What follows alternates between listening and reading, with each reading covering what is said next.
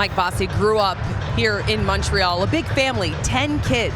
He grew up listening to the Montreal Canadiens playing on hockey night in Canada while he was trying to fall asleep. He grew up dreaming of being one of the best players to ever play this sport. And then he lived that dream. Ryan Trottier on the right wing boards. Trying to set up Bossy in front, but that was cleared. Right to Trottier to Bossy. Shoots. He scores! Mike Bossy has his 50th goal!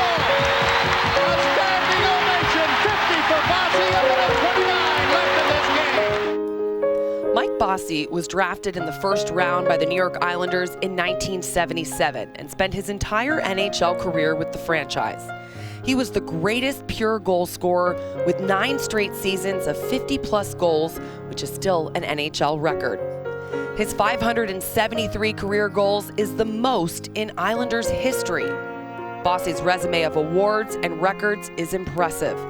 He won the Calder Memorial Trophy, the Conn Smythe, and the Lady Byng, and led the league in scoring twice. His 85 playoff goals is still most of any Islander. Bossy shared a special bond with his coach Al Arbour and general manager Bill Torrey, who drafted him. And together with his teammates, Mike helped the Islanders set a league record, winning 19 straight playoff series, a mark that stands today. He hoisted the Stanley Cup 4 times. Mike Bossy was an integral part of the Islanders dynasty. In 1991, Bossy was inducted into the Hockey Hall of Fame. The Islanders retired his number 22 the next year, and his banner hangs proudly at UBS Arena like it did at the Coliseum for so many years. We at MSG Networks had the pleasure of working with Mike during the 2014-15 season. He shared great stories and made us laugh on a nightly basis. In 2017, the NHL honored Bossy as one of the top 100 players of all time. But his greatest accomplishment was always his family.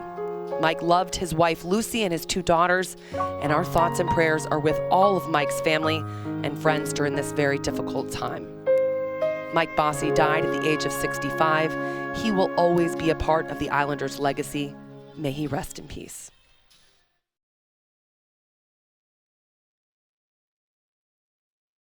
Butch, I know it is a tough day for anybody who really knew Mike Bossy, but it has to be especially tough for his teammates, and you guys were really close for everything you went through in the 80s.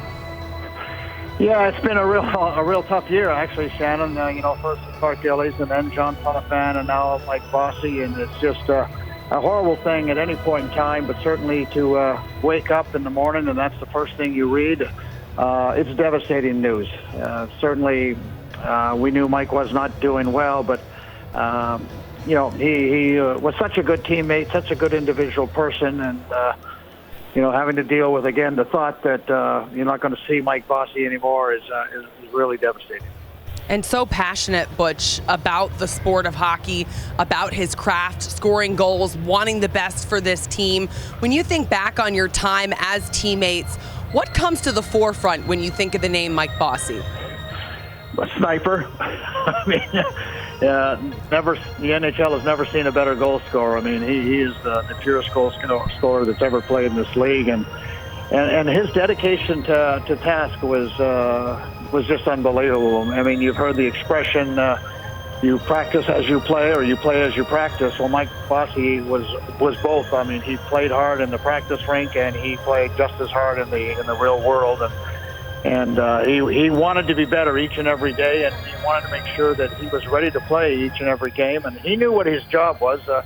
Yes, he was supposed to score goals, and he did it better than anybody else, but he wanted to be that complete player. He wanted to be a great defensive player, a great penalty killer, a passer, a hard worker, a checker. I mean, whatever was necessary to win hockey games, and that was Mike Bossy.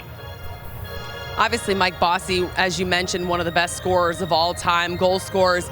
Only got to play 10 years in the league, Butch. And I know that his career came to an end not the way that he would have liked. He would have liked to play for another 20 years if he had his choice and didn't have the back issues.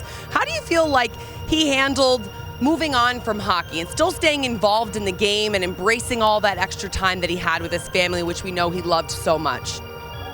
Well, I think, those of us have had opportunities to have him, visit us, alumni meetings, and stay involved in hockey. He was in the broadcast business.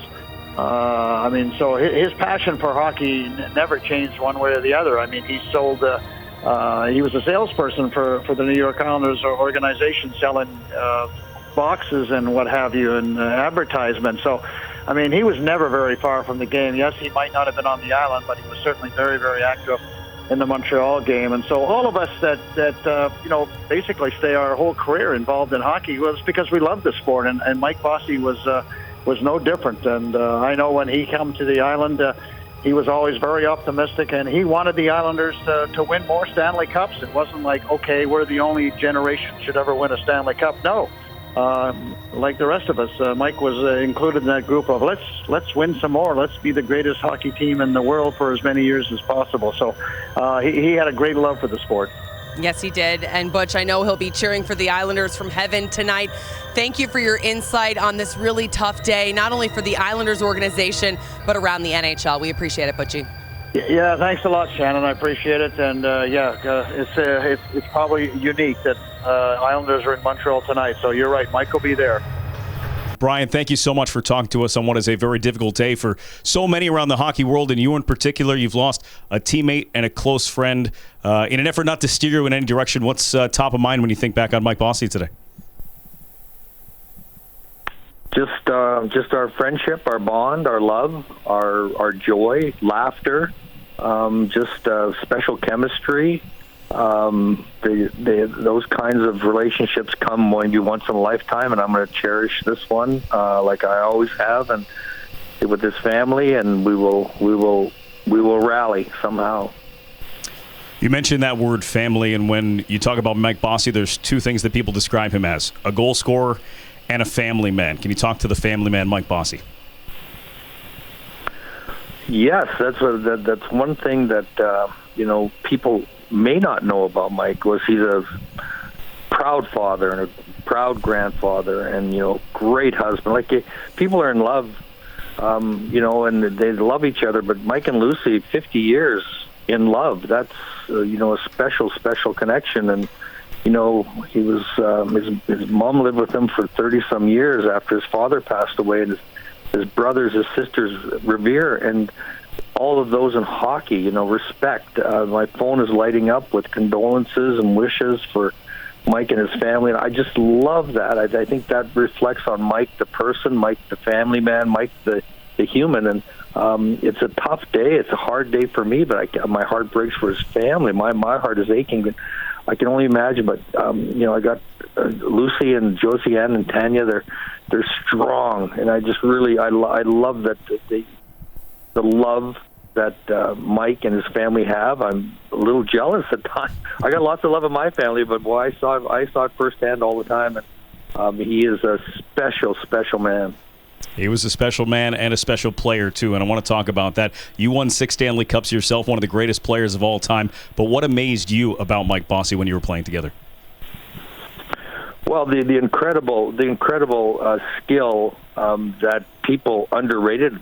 Like, they knew about his goal scoring. I mean, this guy you could find ways to score every which way and loose, but he was renowned for that. But he just underrated playmaking, his stick handling, his speed, his ability to find open ice and create scoring opportunities for all of us, not just me, but Clark Gillies, our left winger, and power play. I mean, his points per game are as good as his goals per game. But I just say to myself, this guy was a special talent. And we were talking about his 50-50 goal when I threw him the worst pass of my career. Like, there's the worst pass I threw. It was like a bouncing, grenade that he just stopped, boom, spun on, shot it. It was like every other pass I threw at him. It was like he just made every pass perfect, and he found the right hole. He could make all of us look better, because he was just one of those guys that improved the players around him. Like, they made us all better because we're playing with Mike Bossy, and he was I think every goalie probably had a little fear of his shot, because they didn't know how quick. Somehow he'd change the pace on the shot. He would change the angle last minute, but he just had a unique talent, just incredible strength. Like, people did underrate his strength as well. He was a gifted athlete, and I got to play with him for 10 years, so I'm the luckiest person, but also the proudest person. And I've said to him too many times, thank you, and I've said to him too many times, I love you, but none were more special than our opportunity to say thank you and I love you to each other our last couple of days together. So it was just really, those are going to be memories I cherish for the rest of my life. All right, Bryan, thank you so much for talking to us on your relationship with Mike Bossy. We wish you all the best. My pleasure, guys. Thank you. It's an honor to talk about my friend Mike Bossy.